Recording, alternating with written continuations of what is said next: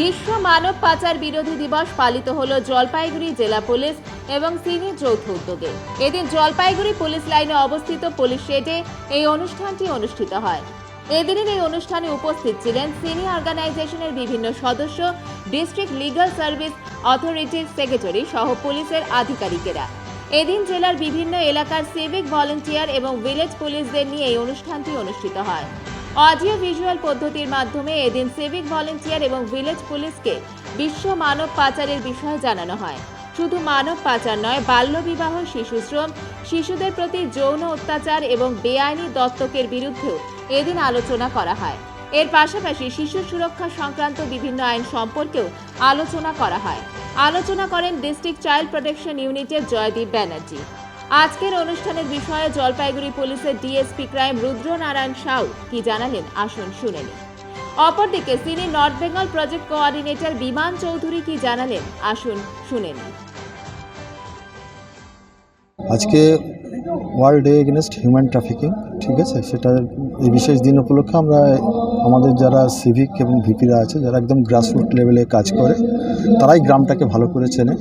আর যেহেতু এই হিউম্যান ট্রাফিকিংটা এর ফর্মটা দিন দিন এমনভাবে চেঞ্জ হচ্ছে, এটাকে রেকগনাইজ করা, এটাকে আইডেন্টিফাই করা, ভিকটিম যারা আছে এবং যারা এর সঙ্গে অ্যাজ ওয়েল অ্যাজ যারা অ্যাকিউজড আছে, তো এদেরকে চিহ্নিত করা। এবং যেহেতু এর মধ্যে মানে বিভিন্ন অর্থনৈতিক কর্মকাণ্ড আছে এর মধ্যে, তো এটাকে গ্রাসরুট লেভেলে যাতে ওরা আইডেন্টিফাই করতে পারে, সেই জন্য আমরা ওদেরকে সেন্সিটাইজ করছি। কনভেনশনাল যে ক্রাইম আছে সেইটাকে দিয়ে এটাকে মানে সারফেসে খুব একটা আসে না।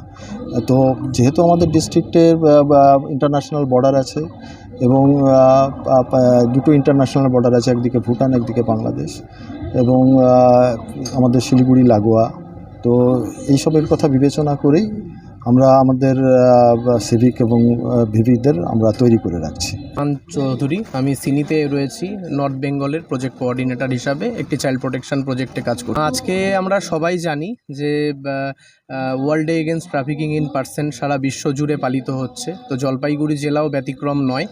জলপাইগুড়ি জেলা পুলিশ প্রশাসন এবং সিনির যৌথ উদ্যোগে এবং তৎসহ জেলা প্রশাসনের সহযোগিতায় আজকে মূলত সিভিক ভলেন্টিয়ার এবং ভিলেজ পুলিশদেরকে নিয়ে একটি ট্রেনিং প্রোগ্রামের ব্যবস্থা করা হয়েছে।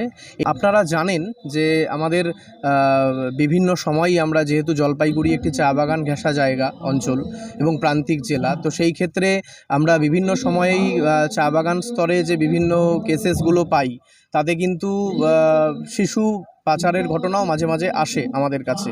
তবে আগের ওই ট্রেন্ডসটা বদলেছে। আগে যেভাবে ট্রাফিকিং মানে পাচার করে দেওয়া হতো, এখন কিন্তু অনেক অর্গানাইজড ওয়েতে এটা বিভিন্নভাবে মোড নিচ্ছে এবং এর ধরনও পরিবর্তিত হচ্ছে ক্রমশ।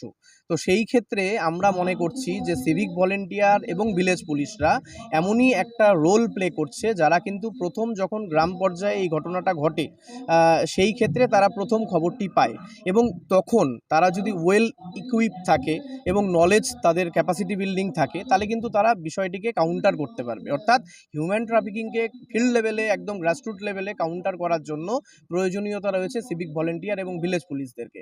তাদেরকে আমরা আরও নলেজেবল করে একটা পাঠানোর পরিকল্পনা নেওয়া হয়েছে।